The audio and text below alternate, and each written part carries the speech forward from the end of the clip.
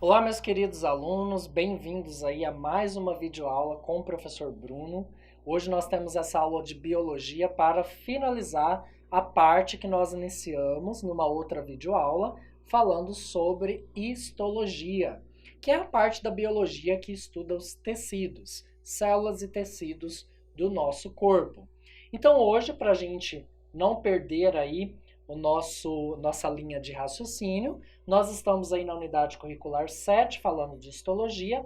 Hoje nós vamos comentar sobre os últimos tecidos dessa unidade, que são tecido muscular e tecido nervoso. O tecido muscular, só resgatando um pouquinho do que a gente viu no último vídeo, foi justamente em relação à importância dele para o nosso corpo. Ele reveste boa parte do nosso corpo, né, dos nossos órgãos, justamente ajudando a proteger, a manter esses órgãos, a manter o nosso corpo e também nas atividades diárias que nós fazemos. Então, o tecido muscular ele tem grande importância justamente no processo de contração que ele faz em nossos órgãos. Seguindo em frente, falando um pouco mais do tecido muscular, vocês podem notar que ele é altamente vascularizado e inervado. A gente fala de nervo, né? Justamente porque os nervos estão entreados, né? Eles estão ali dentro dos músculos. Grande consumidor de energia e grande produtor de calor. É importante a gente notar que algumas estruturas celulares dos músculos têm alguns nomes especiais. A gente vai ver quais são eles. Primeiro, membrana celular, que é chamada de sarcolema. O citoplasma no músculo, ele é chamado de sarcoplasma. Já o retículo endoplasmático liso, ele é chamado de sarcoplasmático. Então, existem algumas diferenças aí, justamente para quem está trabalhando, né, com esse tipo de músculo, esse tipo de tecido, diferenciar o que é a membrana celular de um tecido muscular ou de um tecido sanguíneo. Bem, existem diferentes tipos aí de tecidos musculares no nosso corpo e eu destaquei aqui 3 tipos deles. Então vamos lá. De acordo com as suas características morfológicas, eles são classificados nesses 3 tipos. Ah, professor, mas o que são características morfológicas? Morfológico é aquilo que a gente consegue ver, né? Aquela estrutura que a gente consegue enxergar. Então, o músculo, ele tem estruturas. Claro que a gente não está enxergando o músculo na parte interna, mas quando a gente tem aí estruturas musculares, elas têm diferenças na sua estrutura. Cada uma pode ser de um tipo. A exemplo do músculo estriado esquelético, que a gente vai falar dele, né? Ele é justamente mais esticadinho, está presente aí no nosso bíceps, tríceps. Nós temos o estriado cardíaco, que já é um músculo totalmente voltado para fazer a contração, né, lá no nosso coração. Então, vocês podem ver como ele é estriado aqui, dessa forma, achatada. E aqui o esquelético ele já é um estriado mais alongado. E o liso ou não estriado, ele é mais fininho, né? Tem aquela estrutura mais fininha entre as fibras.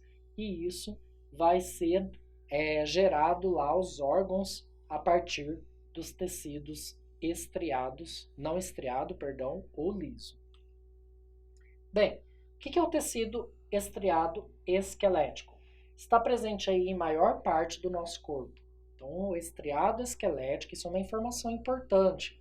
Estriado esquelético é um tecido muscular que está presente na maior parte do nosso corpo.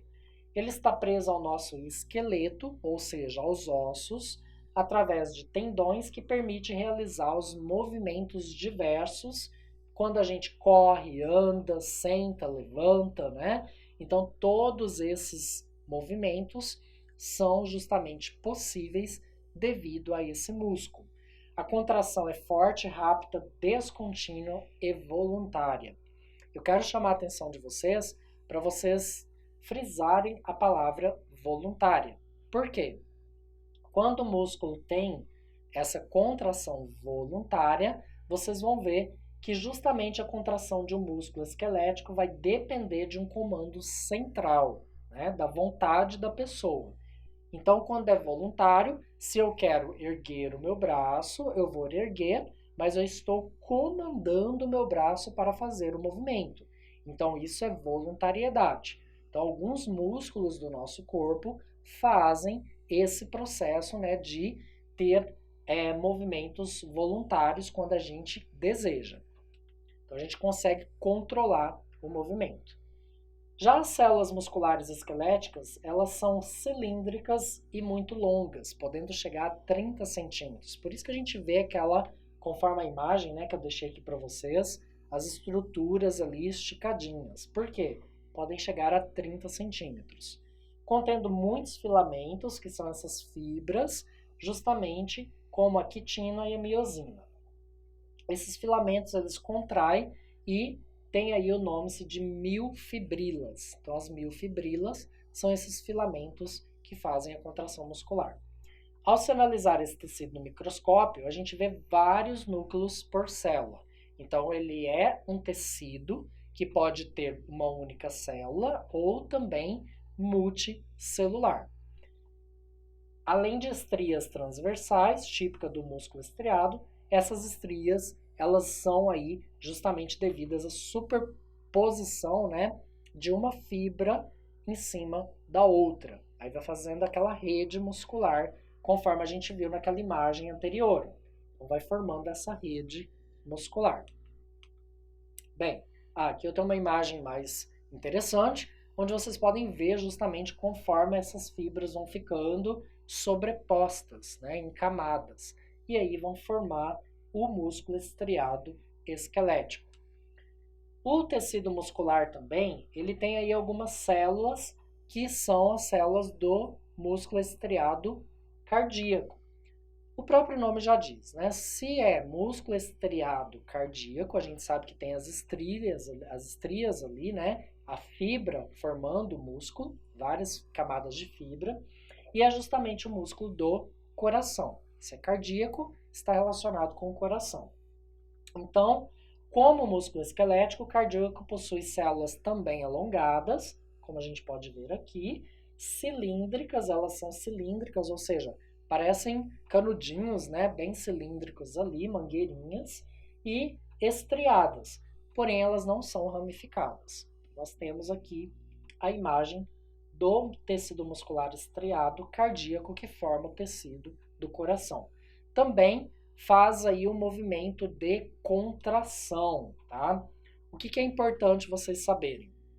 As ramificações, elas vão unir uma célula a outra através da estrutura permeável. E, com isso, o impulso elétrico vai ter uma atividade de disco intercalar entre um músculo e outro. Com estas ramificações, a contração do músculo cardíaco, ele é uniforme.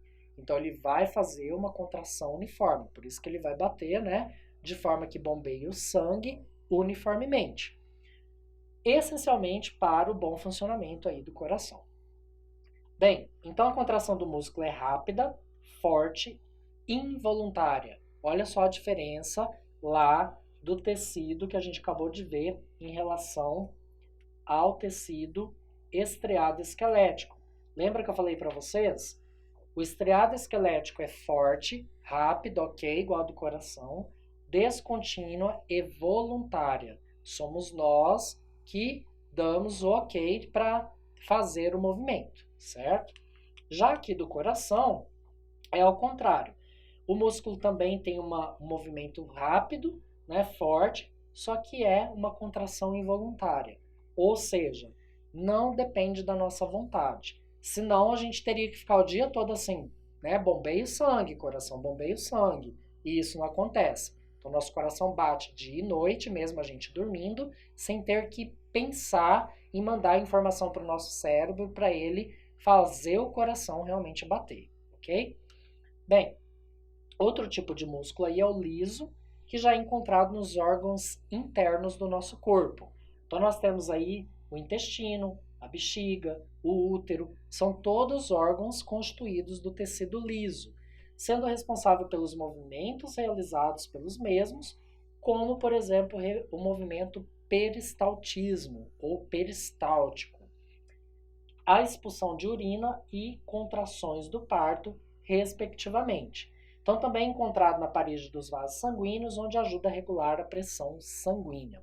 Pessoal, como eu falei para vocês no vídeo anterior, em relação à parte de digestão, né, que todo o nosso sistema digestório contém o músculo que ajuda a conduzir o alimento durante a digestão, é justamente o processo chamado de peristáltico, tá? Então, esse movimento peristáltico que o músculo faz no nosso organismo, principalmente nos nossos órgãos, a exemplo aqui dessa imagem que eu deixei, né, o intestino, para vocês verem que todo bolo alimentar, após passar por nosso estômago, cair no nosso intestino, ele vai sendo empurrado justamente devido a esse movimento que é totalmente involuntário. A gente também não fica mandando informação para o intestino, olha, empurra o alimento, né? Para o estômago, libera o alimento. Não, isso aí são movimentos que ocorrem pelos músculos, que são chamados movimentos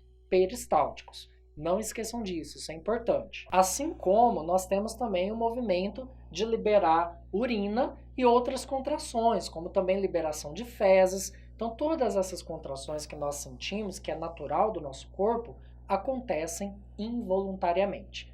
Não esqueçam disso. Seguindo em frente, nós temos aqui, né, o tecido muscular liso, continuando falando dele, que essas células são fusiformes, ou seja, espessas no centro e afiliadas nas extremidades.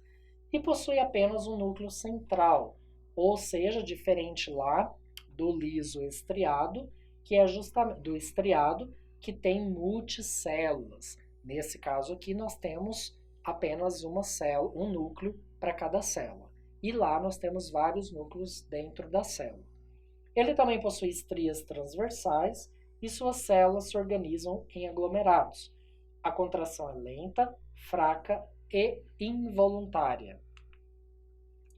Bem, então a gente fechou essa parte de tecido, no caso aqui muscular, né? A gente viu cada um deles. Só para a gente não esquecer, temos aí os 3 tipos: estriado esquelético, estriado cardíaco e não estriado ou liso. Se não tem as estrias, ele tem a morfologia de ser liso, tá? O aspecto liso. Não esqueçam disso, façam uma foto, né? Coloca o celular aí na imagem para vocês não esquecerem que isso é bastante importante. Seguindo em frente aqui, nós temos o tecido nervoso. Não é de ficar nervoso, né? O tecido nervoso está totalmente relacionado com o nosso cérebro. E a gente vai ver os detalhes desse tecido. O tecido nervoso, ele está justamente aí responsável pela troca de informações rápidas nos animais. Mas, professor, o que são essas trocas de informações? São justamente quando a gente quer fazer algum tipo de movimento, né? Ou quando a gente quer realmente sobreviver a alguma situação, certo? Então, se você está no sol quente, justamente seu sistema nervoso vai levar a informação para você. Olha, saia daí que você vai se queimar, entendeu? Então, a gente vai tendo também essa experiência de sobreviver na natureza, em meio a fumaça, fogo, tudo isso vai ativar o nosso cérebro, o nosso sistema nervoso, para a gente ter uma ação. Então, olha só, é um tecido bastante importante, pois sem ele não seria possível comandar diversas outras partes do organismo, tá? Então, o tecido nervoso ele é composto aí pelos neurônios. Não esqueçam disso. Falou em tecido nervoso, lembre-se do cérebro e lembre-se que o cérebro é formado por neurônios.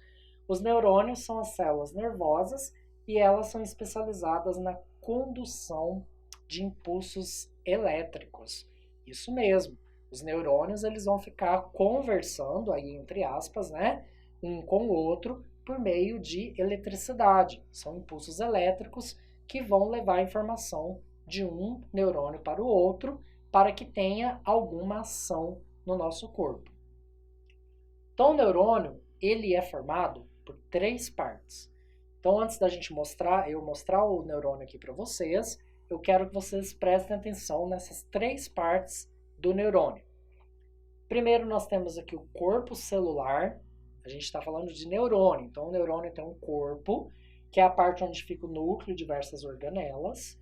Tem os dendritos, que são várias pequenas ramificações, justamente que saem do corpo do neurônio e funcionam como antenas para captar sinais elétricos e transmiti-los para outros neurônios.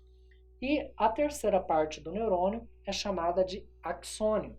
O axônio é uma grande extensão do corpo celular, é uma continuação de todo o corpo do neurônio. E ele conecta a outros neurônios ou a outras células de outros tecidos, como músculos, glândulas e demais outros tipos de tecidos. Esse é um exemplo básico, então vocês podem olhar essa imagem e ver os detalhes. Então a gente tem o quê? Uma cadeia de neurônios conectados. Então aqui nós temos um pequenininho, né? Temos outra aqui, outra aqui, outra aqui. Então cada neurônio sendo conectado. Vejam bem, o neurônio ele vai se conectar então por meio das extremidades que são ramificadas, que são essas extremidades aqui, chamadas de dendritos. E a partir dessas ramificações, ele se conecta um aos outros. Nós temos aqui o corpo do neurônio, que é justamente onde fica o núcleo, e o axônio, que é essa parte que vai se alongar, né? E vai ter uma estrutura mais alongada para se conectar por meio de ramificação aqui com o outro neurônio. É bem tranquilo de vocês entenderem, tá? E justamente essas ramificações é onde vai ocorrer o sinal elétrico, chamado de sinapse. Então, as sinapses são justamente a ligação de um neurônio ao outro. Então, eles ficam basicamente próximos uns aos outros, não ficam conectados, né, encostados, mas ficam próximos, e aí no meio ocorre a transmissão elétrica, né, justamente igual antenas, né, como eu dei o exemplo aqui. Então as antenas recebem o sinal do rádio ou da TV justamente para transmitir alguma informação. Os neurônios é a mesma coisa. Um neurônio vai passando informação para o outro através das sinapses que ocorrem entre eles, entre os dendritos, que são essas ramificações. Existem 3 tipos de neurônios. Então, são 3 partes do neurônio, que a gente sabe o formato dele agora, né? A morfologia dele. E nós temos 3 tipos deles. Os receptores, o que faz a conexão, né? Que são os conectores ou mistos, e os neurônios efetores. Quais são as características de cada um? Os neurônios receptores, eles captam informações diretamente das células sensoriais, como aquelas que compõem a retina dos nossos olhos, e também ouvido, tato, língua e demais órgãos de sensibilidade do nosso corpo. Essa captação é feita utilizando os dendritos, que são essas partes aqui do neurônio. Os dendritos vão captar essas sensações, né? E enviar para o cérebro justamente para voltar uma informação sobre o que a gente pode fazer, ok? Bem, os neurônios de conexão, eles fazem a conexão entre um neurônio e outro, o próprio nome já diz. Então recebe a informação de um dendrito e passa para a célula nervosa seguinte usando o axônio, que é essa parte do corpo do neurônio. E no caso dos neurônios efetores, recebe informação aí diretamente do cérebro, e as respostas dos estímulos captados pelos neurônios receptores, que são esses aqui, vão repassar para os músculos, glândulas, para os ossos, para toda parte do nosso corpo, certo? Então, vejam bem, existe aí uma cadeia, né?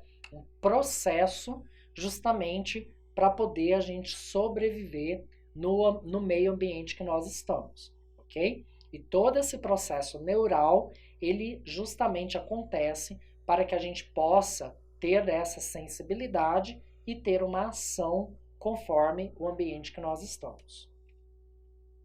Bem, então nós temos aqui justamente um exemplo básico que eu trouxe para vocês do sistema nervoso.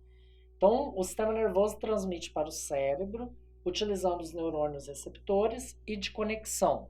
E os efetores vão levar, né, justamente essa informação para os nossos órgãos para terem a reação cabível para aquela situação. Então, o cérebro processa a informação e dá a ordem justamente por meio dos neurônios efetores para a gente ter uma ação. E o exemplo que eu trouxe para vocês é justamente a da agulha, né? Então, se você já teve contato com agulha, uma agulha de costura, por exemplo, né? Na máquina de costura, o que acontece? Você está ali costurando e a agulha espeta o dedo, qual que é a sua reação? Imediatamente é informado para o nosso cérebro que tem, né, a sensibilidade da pele, informa o nosso cérebro a ocasião, né, a situação de perigo, e o nosso cérebro processa essa informação e manda a informação para o nosso dedo, tipo, saia daí, entendeu? Então, a reação de puxar, né, de tirar o dedo rapidamente, é justamente o processo de resposta dos neurônios quando eles fazem esse processamento, ok? Então, é bem rápido, né? Se a gente espeta o dedo, rapidamente a gente tira o dedo dali. Então, para vocês verem a agilidade do nosso cérebro em mandar a informação do órgão que está sentindo aquilo, né? Mandou a informação para o cérebro mandou de volta a resposta. Tira o dedo daí, beleza? Não esqueçam disso.